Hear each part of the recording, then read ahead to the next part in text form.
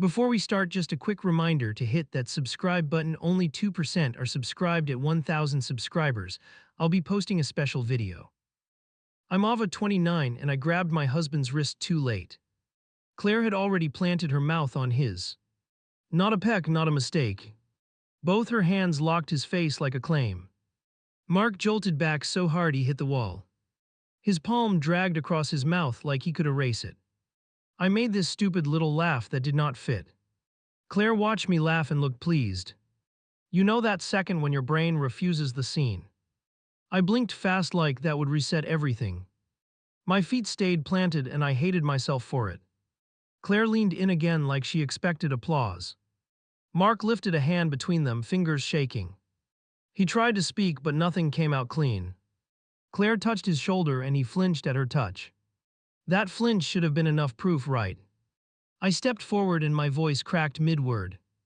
Claire turned toward me and tilted her head. It was the look she used when I overreacted before. She was already framing me as the problem.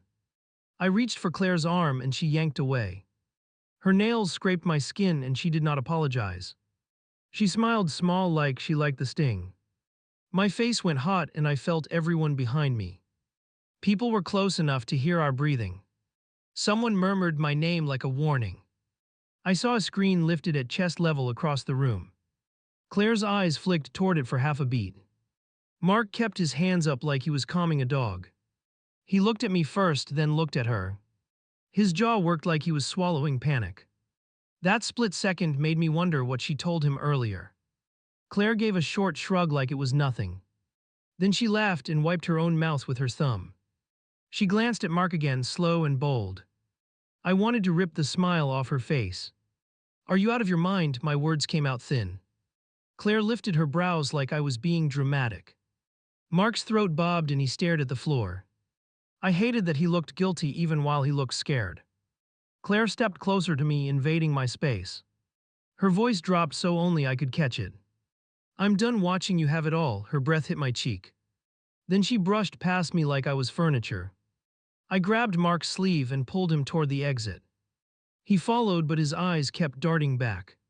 His breathing sounded wrong, too fast and shallow. He whispered my name like he expected me to slap him. We reached the hallway and I stopped dead. My hands shook and I curled them into fists. I wanted to scream and I also wanted to disappear. Instead, I heard myself ask the stupid question, why her?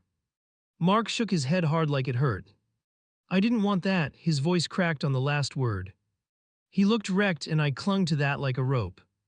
Then I remembered the screen in the room and my blood went cold. I turned back and scanned for Claire. She was already talking to someone, smiling wide. Her fingers brushed her lips again like a private joke. When she saw me looking, she lifted a hand and waved. That wave did something ugly to me. It told me this was not impulsive. It told me she planned the moment and wanted witnesses. And I realized she was not aiming at Mark, she was aiming through him. My phone buzzed again and I slammed it face down. Claire's name kept lighting the screen like a dare. Mark paced near the door, rubbing his palms together. I stared at the floor and waited for him to break. He tried to reach for me, then stopped mid-motion. I swear I pulled away. His voice sounded scraped raw. I wanted to believe him and I hated that too. Because believing him meant fighting her and she felt ready. I grabbed my phone and opened her message anyway. A row of hearts sat there like a prank. Then one line, tell him I didn't mean to startle him.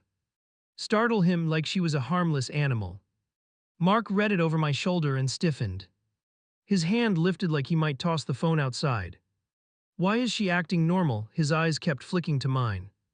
I had no answer that felt safe. I typed back, then erased it, then typed again. My thumbs shook so hard I hit the wrong letters. I finally sent one sentence, do not contact either of us. 3 dots appeared right away and my chest tightened. A new message came through before I could blink. Please do not punish me for loving him. I let out this harsh breath, almost a snort. Loving him like she owned the word. Mark sat down fast like his legs quit. He dragged a hand through his hair and winced. She never talked like this to me. His gaze dropped. That to me landed wrong and my stomach turned. I asked to see his phone and he handed it over. He did it quickly, like he wanted it done.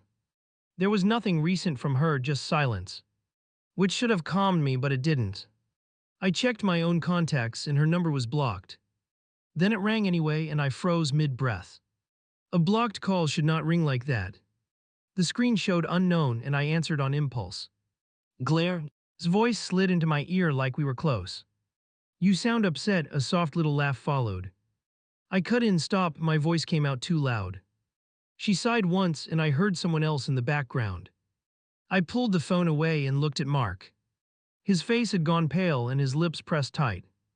Claire kept talking and I heard my name twice. Then she whispered, "You never deserved his calm," and the line went dead. Mark reached for my hand and I yanked it back.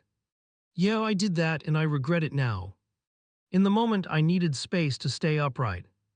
He nodded like he understood, and that made me feel worse. I walked to the sink and ran water on my wrists. Not for drama, just to stop the spinning. I kept hearing her say deserved like it was math. And the thing is, Claire always did love keeping score. I opened my socials and searched her name just once. Her story was up already, posted minutes after we left. A photo of her smiling, captioned, "Some risks are worth it." I felt my throat close because she wanted an audience. Mark leaned in and tapped the screen with one finger. There's a tag, his finger hovered like it burned. She had tagged him and she had tagged me too. My face got hot again because that was the point. I messaged a mutual friend trying to get ahead. My hands moved fast like speed could fix it. The reply came back, "Wait, what happened with Mark and Claire?" That question told me the rumor already had legs. I called another friend and my voice came out thin. They hesitated before speaking and I heard it. Claire said it was mutual, a pause, she seemed shaken. Shaken, she had smiled, so who was this version for? I turned to Mark and I could not keep calm. Did you talk to her before tonight? My words clipped. He shook his head, then stopped, then shook it again. That stuttered motion hit me harder than any lie. He pulled his phone back out and unlocked it. He scrolled fast, jaw tight, eyes glassy. There was one message last week. His thumb hovered above the thread. He looked up at me like he expected a verdict. The message was short and it punched clean. Tell Ava I miss her, also you look good lately. Mark's shoulders curled inward like he wanted to vanish. And I realized she had been warming up for this, right under me. I handed the phone back and forced my voice steady. We keep everything. I held his gaze until he nodded. Then my own phone buzzed again and I saw my boss's name. It was late for that call and I answered with my heart racing. My boss did not waste words and that scared me. Are you okay? A pause. HR got a message from you. I actually laughed, one sharp sound, because what else could I do? I had not sent anything and I knew exactly who would. I yanked my laptop open and jammed in my password. My hands moved fast like speed could undo damage. Mark hovered behind me, then backed off. The login wheel spun too long and my pulse spiked. My work email loaded and I went straight to sent. There it was, sitting neat like it belonged. A formal complaint addressed to HR, signed with my name. I felt my face stiffen because it sounded like my voice. I clicked it and scanned the timestamp twice. It sent while we were still at the event. I know what you're thinking, maybe I forgot I wrote it. No, I was in public and my hands were visible. Mark crouched beside the chair and read over my shoulder. His finger hovered over a line about unsafe behavior. That's not you, his throat worked like he wanted to gag. I hated that his pity landed like blame. I forwarded the email to myself and saved it offline. Then I took photos of the header with shaking hands. I kept telling myself to breathe, and I wasn't breathing. Mark asked, should we call someone, and my stomach lurched. I opened account settings and found the login activity page. A list of devices popped up and my jaw clenched. 2 were mine, 1 was not. The unknown one had signed in 3 times this week. I clicked details and saw a city listed under it. It was close enough to feel personal. I tried to act calm, like calm would make me smarter. My voice came out brittle, this is her. Mark straightened and rubbed his hands down his jeans. He asked how she could even get in. I started to answer, then stopped because the truth tasted bad. I reuse passwords sometimes and I felt stupid admitting it. I changed every password I could remember one by one. Each reset felt like locking a door after a break-in. Halfway through, a text popped up from an unknown number. "You're making this harder than it has to be." I stared at the text until my eyes watered. Mark leaned in and snatched my phone, then froze. He showed me the number's area code like that mattered. It didn't, the timing mattered, and it was immediate. I called my boss back and forced my voice steady. "I did not send that email, I kept it simple." A pause stretched out, then my boss hailed hard. "HR wants to meet tomorrow, bring whatever you have." After the call, I opened my cloud storage and searched my files. I didn't even know what I was hunting yet. Then I saw a new folder I never made, dated last Friday. My throat tightened, someone had been organizing my life. Inside was a scan of my driver's license. Also a copy of my resume with tiny edits. Not big changes, subtle changes, the kind nobody notices fast. Mark whispered, "Why would she need this?" and I didn't answer. I checked my shared links and found one sent to an address I knew. It was Claire's personal email, spelled exactly right. My finger hovered over the line like touching it would burn. That was my first clean proof, and it made me dizzy. Mark reached for my shoulder and I flinched. "Yeah, I did that again, and I hate that I did." I wasn't scared of him, I was scared of being wrong. Because if I was wrong, I was destroying everything myself. I went to my front door and tested the deadbolt twice. Then I checked the key hook and my heart sank. One spare key was missing, and I knew it instantly. I looked at Mark and saw the same thought land in him. He went to the closet shelf and pulled down an old envelope. Our spare key used to sit inside it, taped flat. The tape was torn like someone peeled it carefully. I felt my skin prickle because careful meant planned. I searched my text for the word key and scrolled fast. A photo popped up from Claire, sent months ago. It showed my spare key in her palm, and I remembered laughing. That laugh replayed in my head like an insult. I stared at the photo and tried to find an innocent angle. There wasn't one anymore. She had my key, my files, and my work identity. And she had started with a kiss because she wanted witnesses first. I shoved my phone into my pocket and hit record. My thumb missed once, then found the button. Mark watched me do it and gave a tight nod. If Claire lied again, I wanted her voice captured.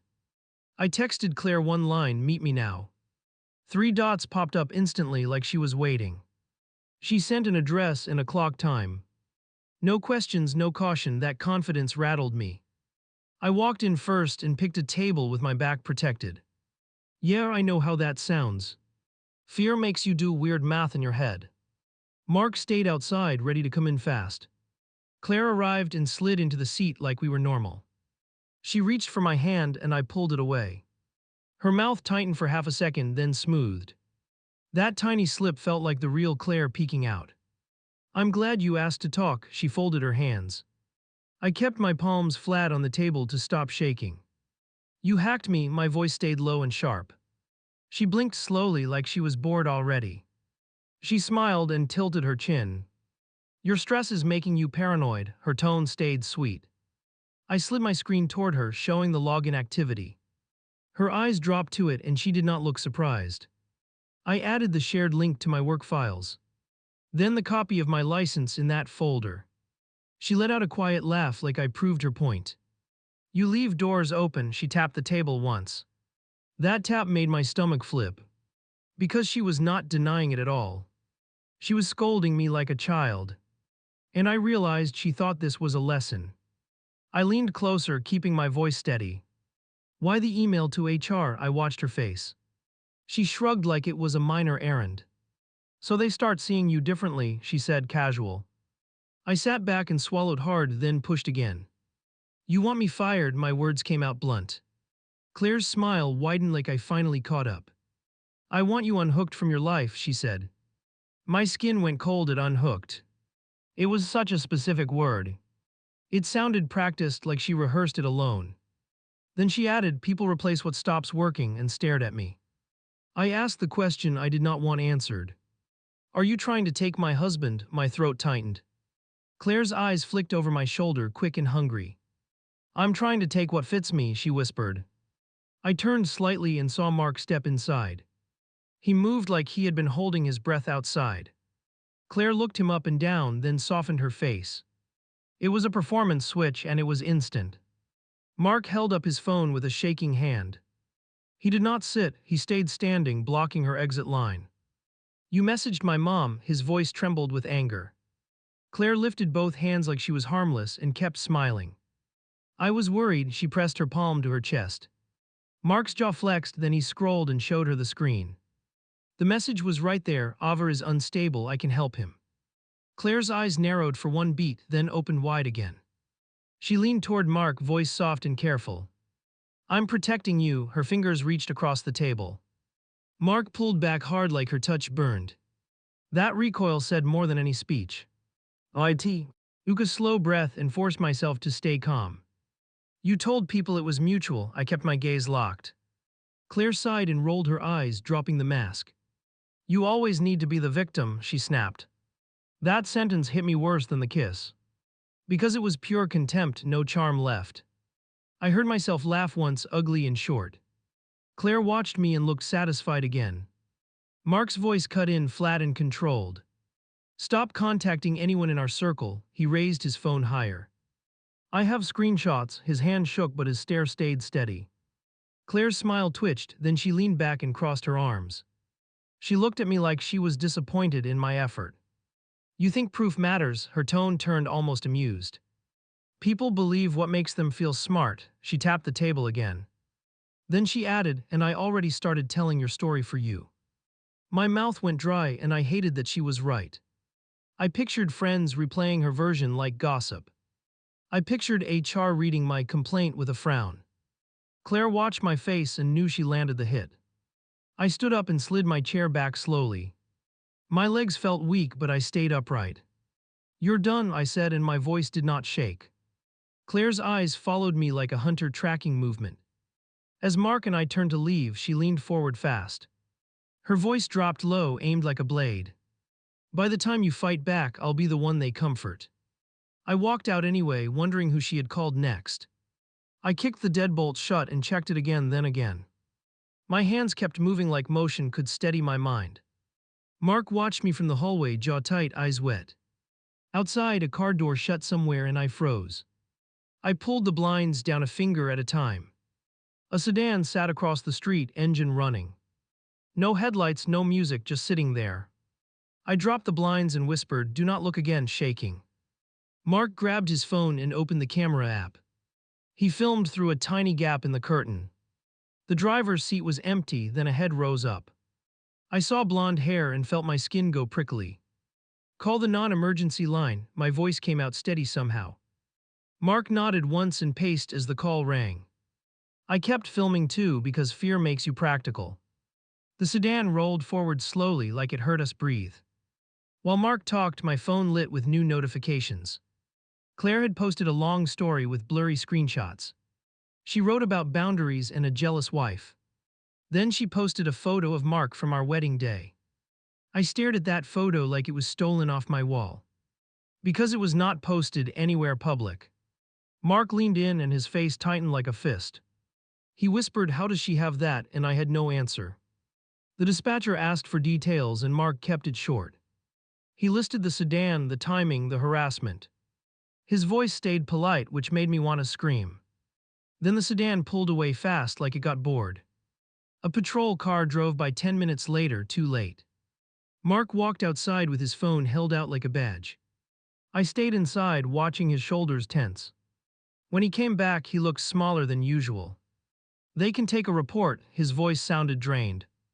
"Unless she shows again, it's limited." He rubbed his eyes hard.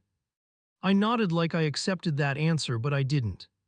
I felt like she just learned the rules of the game. I opened my laptop and made a new folder named Evidence. I dropped in screenshots, headers, timestamps, call logs. I wrote a timeline in plain words, no feelings included. My hands shook anyway and the cursor jumped like a pulse. Mark slid a mug of water toward me and I did not touch it. I kept typing because stopping felt dangerous. I added the cafe recording and listened with one ear. Hearing her voice again made my heart hammer. At midnight my mom called and I answered on speaker. Her voice came in sharp, "Are you okay?" Mark stared at the ceiling like he wanted to vanish. Then my mom said, Claire told me you're having episodes, and I went cold. I forced my voice calm and asked what else Claire said. My mom hesitated, which is never a good sign. She said, Mark is scared of you. A pause, she cried. I stared at Mark and he looked like he had been hit. I ended the call gently, then threw my phone on the couch. I put my face in my hands and laughed once. Not humor, not joy, just pressure escaping. Mark crouched beside me and his eyes begged for a plan. We do not argue with her story, I swallowed hard. We prove facts and we lock down everything. Mark nodded and opened his notes app, ready to follow. I hated that I sounded like a manager, but panic demanded structure. We froze our credit and turned on account alerts. We changed passwords again and used long random strings. We set up two-factor on every login we could find. Each step felt like closing windows while smoke poured in. The morning I walked into HR with my laptop and my notes. My boss met me at the door, face tight and tired. HR led me into a room and shut it fast. The silence inside felt like a verdict waiting. An HR rep slid a printed email across the table. My name sat at the bottom, neat and official. I pointed at the timestamp and shook my head. Then I showed them the login list and the cloud link. They listened, but I could see doubt flicker in their eyes. It hurt, I won't lie, because Claire had written like I wrote and they knew my style. I asked them to check IP logs and they finally leaned in. They called it and the tone in the room shifted. It confirmed a device I did not own had accessed my account. My boss exhaled hard like he had been holding it in. HR's face went stiff and I saw anger replace suspicion. We'll open an investigation, HR pushed the paper away. They asked if I wanted security notified at the building. I said yes before they finished the sentence. Then HR asked, do you feel unsafe, and my mouth went dry. I answered honestly and I hated hearing it out loud. Yes, she has a spare key. My boss's eyes widened, then narrowed like a decision formed. He offered to walk me to my car, and that kindness almost broke me. Mark met me outside and his hands were shaking too. He asked if I believed him still and I paused. That pause was ugly and I regret it now. Then I said yes and I meant it, but fear kept biting. We drove straight to a locksmith and changed the locks. I stood on the porch and watched the old keys stop mattering. When the new set clicked into place, I almost cried. Then my phone buzzed and the relief evaporated. A message came from a new number, nice upgrade. No greeting, no emoji, just that. I stared at it until my eyes burned. Mark muttered, how does she know already, and my chest tightened. I walked next door and knocked on my neighbor's door. I asked if they had a door camera, voice trembling. They nodded and pulled up footage from last week. My stomach flipped when Claire appeared on the screen. She was on our porch, calm as a homeowner. She unlocked our door and stepped inside, no hesitation. Then she came out 10 minutes later carrying a folder. When she looked at the camera, she smiled right at it. I asked for a copy and my neighbor sent it to me. My hands shook so badly I almost dropped my phone. That footage was not a rumor, it was an invasion. And it turned my fear into something harder. We went to the station with the footage and the timeline. A desk officer watched the video twice, then frowned. He asked if Claire had permission to enter, and I said no. Mark added, we told her to stop, and his voice did not waver. They took our report and that felt like oxygen. They gave us a case number and explained next steps. I listened, nodding like a robot, trying to stay composed. Then a call came into my phone from an unknown number. I answered by mistake because my brain was fried. Claire's voice purred through the speaker, you're making me look bad. I hit record and held the phone away from my face. Mark's eyes went wide and he pointed at the screen like, keep going. I have video of you entering my home, my voice sounded flat. Claire laughed like that was adorable. You left the key with me, a pause, that means you trusted me. Then she added, tell the police you overreacted, and I went rigid. I want you to stop contacting us, my words came slow. Claire's tone sharpened, give me your life back and I'll stop. Mark grabbed the phone and spoke for the first time. Do not call again, his voice sounded like steel. Claire made a soft sound, almost amused. Oh Mark, she said his name like a pet. You always liked calm women, then she hung up. Mark stared at the blank screen like it stabbed him. We met with a lawyer the next day, and I brought everything. The lawyer listened without flinching, which felt surreal. She pointed at the video, then at the HR email. She said, "This is a pattern," and I felt seen. We filed for a protective order and listed every contact attempt. The lawyer told us to keep recording calls and saving messages. Mark asked what to do if Claire showed up again. The lawyer said, "Do not engage," and the words sounded simple but heavy. 2 nights later, the doorbell rang at 2 a.m. I sat up so fast my neck hurt. Mark moved to the window and stopped like he hit a wall. Claire stood on our porch holding a small gift bag. I did not open the door, not even a crack. I spoke through the door, voice shaking, "Leave." Claire pressed her forehead against the glass like she was sad. Then she lifted her phone and started filming us from outside. Mark pulled out his phone and filmed back. Claire smiled at his camera like she was posing. She mouthed "please," then turned it into a sob. That switch made my stomach churn because it was so quick. I called 911 and kept my voice calm. "In purpose." I described the situation, and the dispatcher asked if we felt threatened. I said yes, because my hands would not stop shaking. Claire heard my voice through the door and laughed loud. She stepped back and yelled, "Ava's scaring me." Her voice pitched high like a panic act. Then she pounded the door once hard and jumped back. She was staging right in front of us. The patrol car arrived fast this time, lights flashing. Claire dropped into a trembling posture before they stepped out.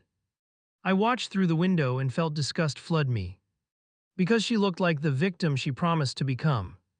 Mark opened the door when the officer told him to. He stayed on the threshold and kept his hands visible. Claire kept crying and pointed at me inside the house. Then the officer asked for my side and my mouth went dry. I stepped forward and spoke slow and clear. I told them about the video, the emails, the calls. I showed the officer my screen with the recorded call saved. The officer's face tightened and he looked at Claire differently. Claire's tears stopped mid-blink like a curtain drop. She looked at the officer and forced them back on. It was almost impressive and it made me sick. Then the officer asked, "Do you have permission to be here?" and she hesitated. That hesitation was everything. She glanced at Mark like he might rescue her. Mark did not move, not even an inch. Claire's jaw clenched and her eyes turned sharp. The officer told her to leave the property immediately. He warned her about trespassing and harassment. Claire nodded like she understood, then stared at me. Her stare felt like a promise with teeth. When she walked away, she did not look scared. She looked furious, and that was more honest. She turned at the sidewalk and lifted her phone again. She filmed our house one last time, steady as a threat. After they left, Mark locked the door and leaned against it. His shoulders started shaking and he covered his face. I stood there not knowing whether to comfort or collapse. Then I saw something outside and my breath caught. The sedan was back across the street, engine off now. Claire sat in the driver's seat this time, staring forward. She did not wave, she did not smile. She just watched our windows like she was taking notes.